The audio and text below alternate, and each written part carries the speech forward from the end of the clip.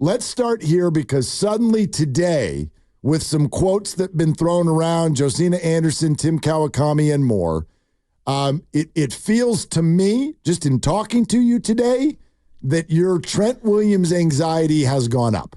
Oh, for sure. Let's hear about that. For sure. It's at least doubled. Yesterday it was at a 2 out of 10, maybe 2.5, and now it's a 4, if not a 5, because of the reports we've seen.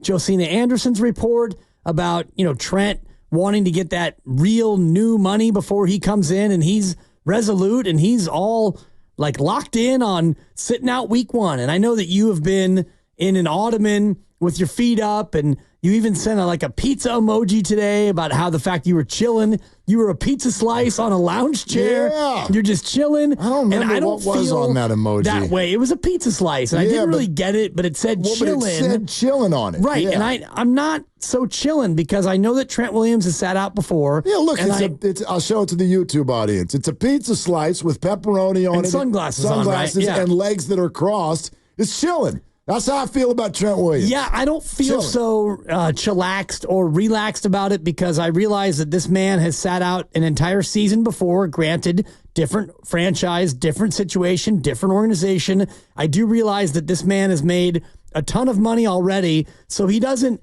need the money. And Brandon Ayuk probably doesn't, quote unquote, need the money, but he's waiting for that big bag, so he's in a different place. And I look at Trent Williams, and I think that he is going to be more like Nick Bosa in that I'm resolute. I've said nothing this whole time. I've been really removed from the process, and he wants to get at least, I think, 2 more years of big bag guaranteed money, which he probably deserves. He's still the best left tackle in football, and he's 36, whatever. It's a team that needs a left tackle. They need him, and he just wants to get his money. But you have an owner who is suddenly gone really tight on the purse strings. Well, look, Steiny was about to ask a question that we threw out yesterday. I think it's a completely fair one. There are certain things I would argue that as a football team going into a season, you already know. If you're the Cowboys, are you honestly like, CeeDee Lamb, we're kind of lukewarm on CeeDee Lamb. No. So why do you wait till whatever they waited, August 26th? I don't know. You're stupid. You gained nothing by that. You gained absolutely nothing by waiting. There was never going to be a question that you wanted CeeDee Lamb, needed CeeDee Lamb, want him on that wall, need him on that wall. I always love that. You cannot survive if you're the Cowboys without CeeDee Lamb. And that's Trent Williams. So you will hear a very different tone from me if somehow we get to next week and Trent Williams is not figured out. Because that's just stupid. I'm sorry. That's just dumb. And the Niners, I have faith, are not dumb. They're not. I know everybody loves it's fun in sports radio. Let's take shots at these people. Yeah. We'll get to that later with anybody who called the morning show and offended Kyle Shanahan. You're all crazy people, but we'll get to that later. And they put the roast in morning roast. I mean, my goodness. And Joe Spadoni, if you're listening, I love you like an absolute brother. But a Raider fan calling Kyle Shanahan a choker, not the way I needed to start my morning. Absurd. But anyway, we'll save it for later. Okay.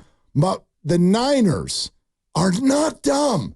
You can call them stubborn. How about cheap?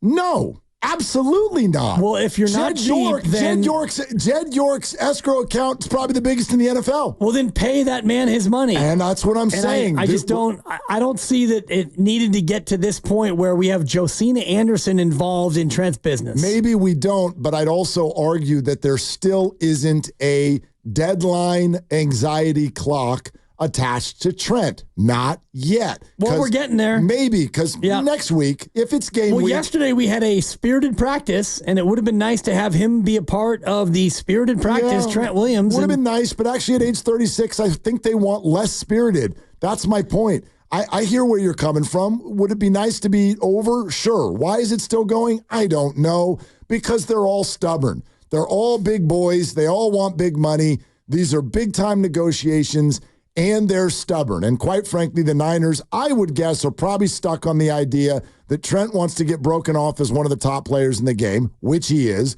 but he's also 36 and 330 pounds. which he is. And these two things fly in the face of one another, and stubborn people are having a hard time getting to the finish line. But they're not dumb.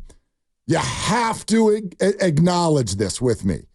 The Niners. It's not as simple as dumb and smart. I think it is. If Trent Williams has to be on the roster. Sure. He has to play in all the games. This level of stubbornness is not smart, and you could have him signed, and you could still give him veteran days. He never practices on Wednesday during the season, so you could sign him and then say, all right, Trent, we'll see you on Friday. You don't have to play this game of cat and mouse. And maybe they're not. When we sign you, then you can come in. Maybe we're not. We haven't heard. This is not like Ayuk. We have not heard Trent Williams come out and be like, I'm livid with the Niners. No, but the fact that Josina Anderson has a report out that says, that he wants a certain amount of money and he wants guaranteed money and he wants to be the.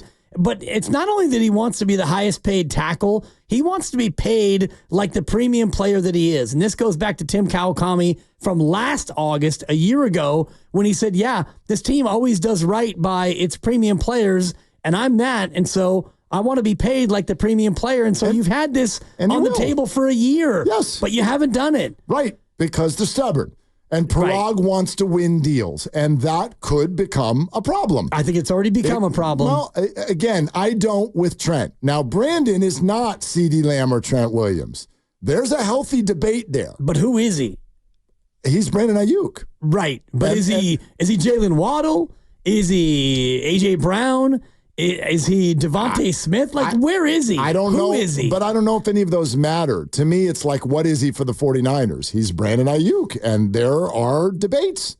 Right. There are debates. And there are some people who think come in and play your fifth year and ball out and then go out there and get the really big bag. And I know a lot of people who are like, bye-bye. Brandon, go bye-bye. Exactly. I know people like that. I know people who think the Niners can't function without him. I know people that think he's the fourth best receiver in the game, and I know people who think he's the 14th best receiver in the game.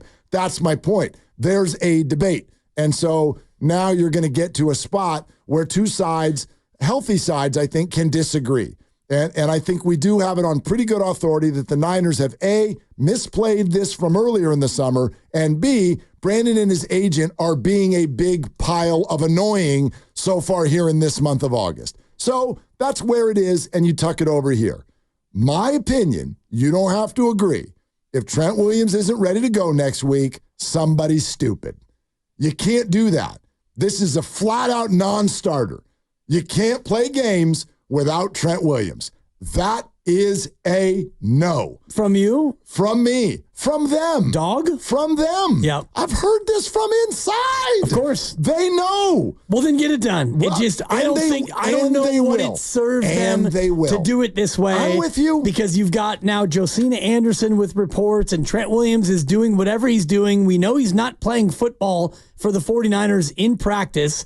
And yes, I know he's a veteran, 36, but you can't tell me that that's a good thing. It may not be a bad thing, but it's not a good thing. It would be if he's your boombox guy and he's your leader, and we're now 13 days away from the opener, and he's not there, and Brandon Ayuk is not there, whatever. Brandon Ayuk, I think it's pretty clear with their roster cuts that they kind of are hedging the reality that he might not be there. They kept an extra receiver that they might not have kept if he was around. But they did not keep an extra left tackle. No, they didn't. And so they fully expect that to be done. Yep. But for me, it is not doing you any good to not have him be in there. Maybe not. And I'm not totally panicked yet, but Jed York, and this is a Jed York thing. It's not Parag Marate. This is Jed York being able to go to the safe and 27 right, 13 left, 71 right. You know the code? Yeah, that's... Well, we should stop doing a show and go do that. Crack that baby. Yeah. He needs to crack it open and get all those stacks and hand it to Trent and say, all right, Trent,